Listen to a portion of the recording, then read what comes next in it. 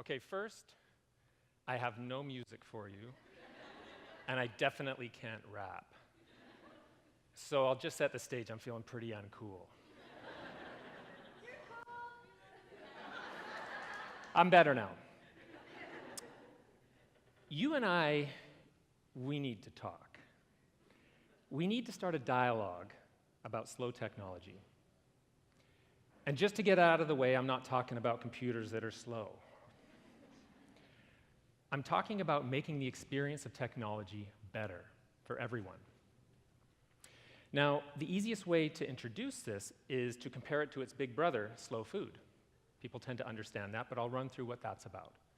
Slow food is simply the idea of eating better and understanding that the choices we make as consumers matter, not just to ourselves, but to others. Slow food started when somebody just looked at this thing that's present in our everyday lives and said, let's think about it. And they wrote a book, and that resonated. So someone wrote another book, and then someone started a movement, and then another. And where we are now is we have local foods and 100-mile diet and organics all readily available down at our big box food retailers. The reason for that is because people bought in, and they voted with their dollars. Now, I realize it's not perfect. They have a long way to go, but it's a start, and it's better than remaining silent. What slow food did was it asked us to just simply concentrate on why. Ask why. Why am I eating this? The idea, of course, is that if you ask better questions, you'll get better answers. It started to funnel down, and now we're at the point where we start thinking twice, more often than not, about what we're eating. And when we do decide what we're going to eat, we decide to treat it better. And we think about the things, the sources of these foods, and where they go when we dispose of them, so that we're not screwing things up for the future. Now, technology, I don't need to convince you that that's everywhere too. It's everywhere. Entertainment, communication, education, even food. Everyone here has a cell phone, and you'll go home to your computers and your tablets and the internet. And that's all good. I love technology. I truly believe that it's a tool for the better. It can make a positive difference, and it has. But it's not perfect. Things can change, and we have to make that happen. And that's what slow technology is all about. Slow technology is about being a better user, a more conscientious user. And I'm going to offer 3 things of the many that I could choose from to illustrate how that is. Now, the first thing is we are buying a tremendous amount of junk. I mean a lot of junk, and that's an official figure. We're taking this stuff and oftentimes treating it like junk. And I don't mean we're just dropping it on the floor, but we're not really learning about it and using it to its capacity, and certainly not to our own. And finally, we're so distracted by this upgrade cycle of shiny new that we're rarely thinking about where the stuff comes from and what happens to it when we dispose of it. So the way I see it, working on the front line of this industry, if we're not choosing the right stuff, if we're buying the wrong stuff to begin with, we could be wasting our money. If we're not treating it as best we can and not using it to our own capacity, then we're wasting our minds. And if we're not thinking about where the stuff comes from and where it ends up, we could be hurting other people. And we are, in significant numbers. And that's worth asking why about. Slow food simply says ask why. It's a higher level question than how, so that's an important thing to point out. This isn't a how-to guide for what you should be buying. Rather, it's a way of thinking about the things that you do choose to buy, because what you buy is up to you based on your needs, your values, what you want to get out of it. But it's better than remaining silent. Start asking why, and slow technology can save your money, save your mind, and it'll save the world. I was warned about that last one. Apparently, it's trendy. I want to show you something. This is my chart. Many TEDx talks have a chart. This is mine, and I like it. It speaks volumes to me. what this is are sales of global technological stuff. Laptops, tablets, mobile phones, servers, things like that. The numbers are really not important. The data goes back to 2005 and projects forward into 2017. It's the trend that's important here. The blue bars represent what I have very generally categorized as durable goods. Now, durable goods are things that in their primary design are repairable. You can fix them. You have a problem with it, you take the part out that broke, you put in a new one, and the whole continues to function. Desktop computers, servers, business printers are good examples of those. The red bars, those are non-durable goods. And those are things that we're buying, technological gadgets, whatnot, that in their primary design are disposable. They're not meant to function outside of a unified whole. So for example, if you crack the screen on a tablet, you throw it away and you get another one. It's not often times that you can fix these things. Even if there's a tip of the hat to repairability, it's not worth your time, it's not worth your money, and it's a big hassle. Put on top of that the incentive to upgrade, and they're disposable. So this is very interesting to me, because it speaks out a couple things. First off, the first is you're getting real excited about buying lots of stuff. Because I know I'm not buying all this stuff. I buy my fair share. We're buying a lot of stuff. Interestingly, we're getting really excited about stuff that we're going to throw away. Whereas we're not getting very excited about stuff that is designed to be kept, which seems kind of backwards to me. I'm Scottish. You want to hang on to stuff until it's dust. And we're not doing that. We're getting excited because we have something that we can throw away. And it's not the industry's fault. I'd love to blame the industry. That would be easy. But it's not true. Because the industry's looking at these same data. And they're saying, well, look at all this stuff they're buying. Let's just keep rolling it out. For example, if everyone here, everyone across the world, 100% of the time only bought orange phones, that's all you'd see on the market. I mean, there'd be a blue one for the iconoclast. It just have to be different. But you're all going to buy orange phones. If you demand different goods, if you demand better goods, they'll give them to you. So this seemed kind of funny to me because working on the front line of technology, I deal with people on a daily basis. And this plays out every time someone wants a new network or new server, new computer, new tablet, new phone. Everybody says, I want this one to last. This one I need to last as much or as long as the last one. That's what we say, but the numbers en masse are very different. We're not buying those things. And I thought, why is that? So I started looking at all the ads of things that promote those things that we buy. These computer ads are so colorful, they're like comic book for adults. And I read them all the time, so I admit that. So I'm looking at these things, and what they tend to promote, first off with computers, for example, are the latest Ferrari levels processor. My question to you, who drove a Ferrari here today? I had this fantasy someone's going to put their hand up. All right. Why not? Well, I checked the parking lot, and you all drove Toyotas and Fords and Volvos and Subarus. You did that because those are cars that you understand meet your needs. You need a wagon, or you need a van, or you need a sedan. You understand the maintenance schedule. You understand its reputation for reliability, and that suits your needs, and you're willing to pay for that quality.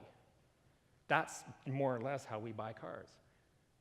But we kind of do the exact opposite when it comes to computers.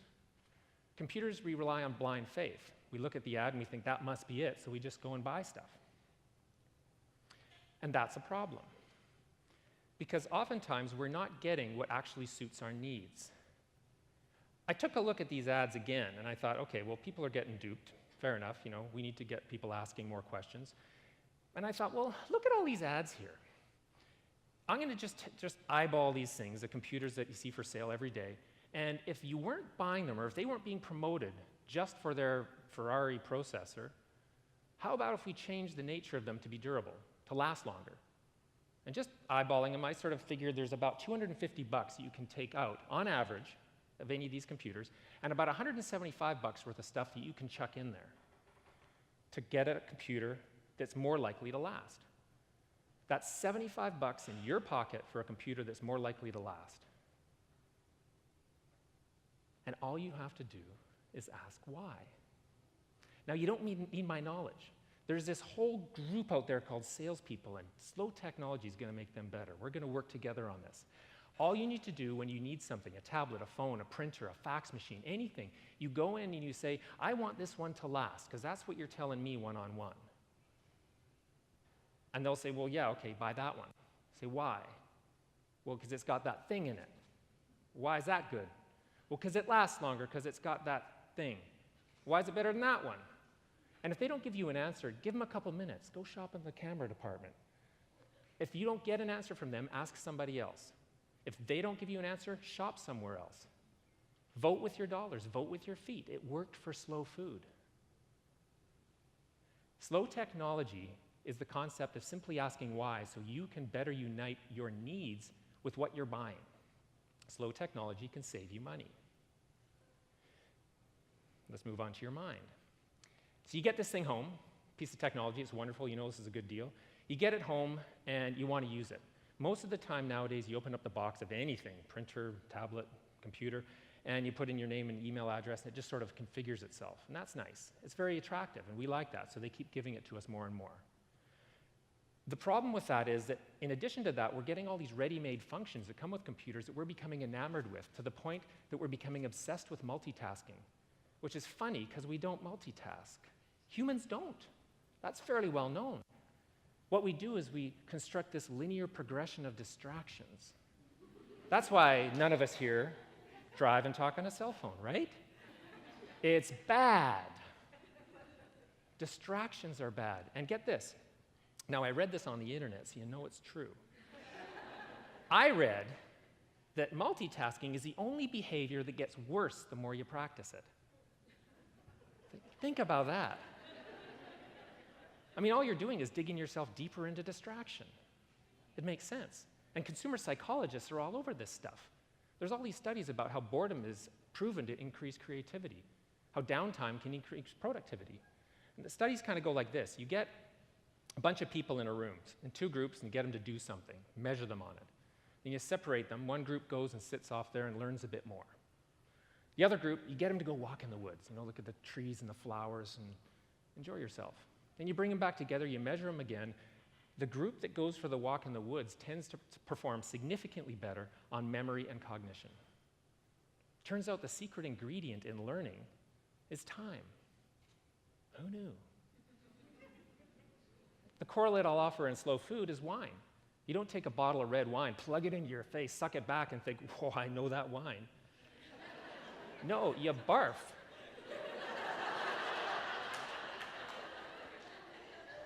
You take that wine, you put it into a nice glass, and you swish it around, and you look at the colors. They call them legs. And then you smell it. And then you argue with all your friends over whether it's blackberry or bacon fat or shoe leather that you're smelling. That's how you enjoy wine. And by the time you get to the bottom of that bottle, you're not barfing, you're happy. Turns out that you need time to digest things. We know that, that's a fact. Similarly, you need time to absorb facts. If you're buying technology more deliberately to meet your needs, you'll know what you have it for. That, in turn, ideally would encourage you to learn how to use it better. You're the user. Be a better one. Just like Anne said in her talk, fix your phone. Slow technology can save your mind. Okay, enough about you. Let's talk about the world.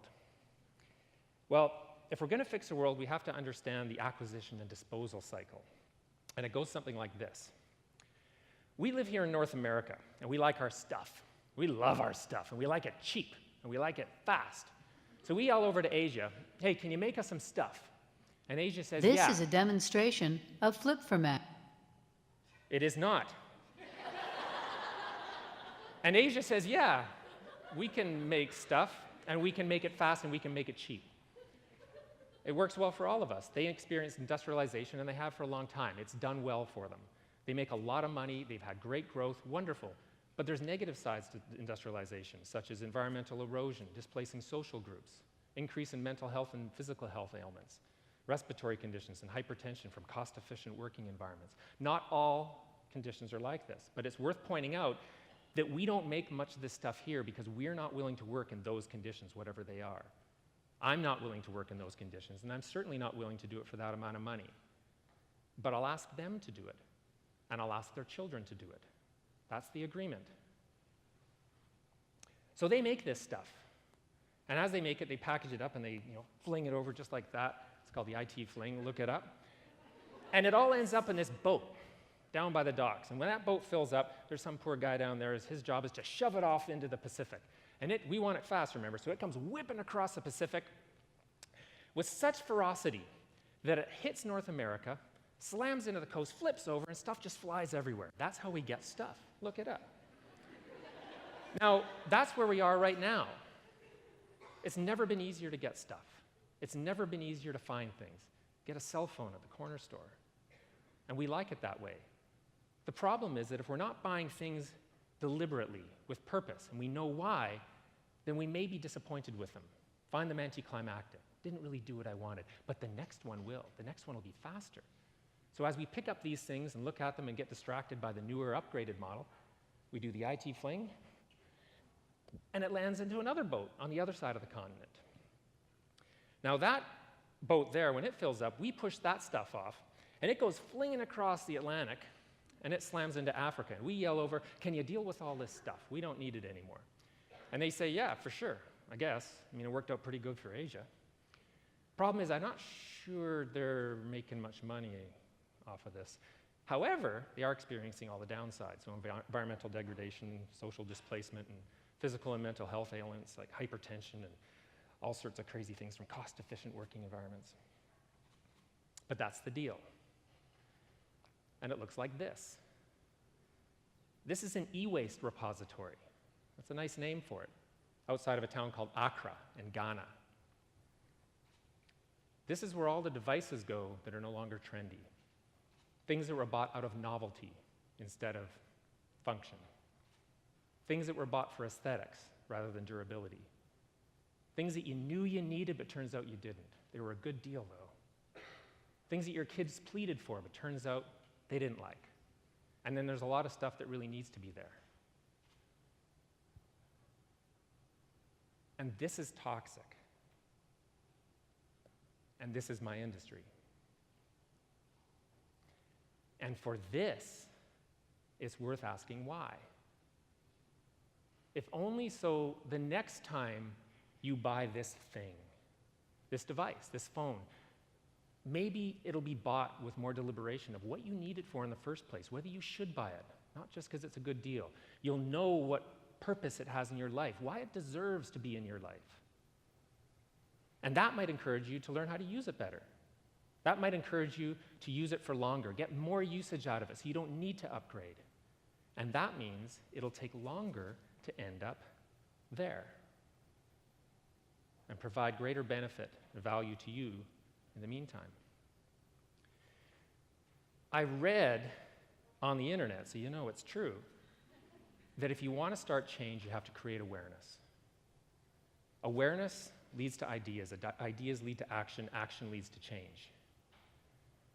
Slow technology isn't about technology. It's about being a better user. Save your money, save your mind, and I'm pretty sure we'll save the world. Thank you.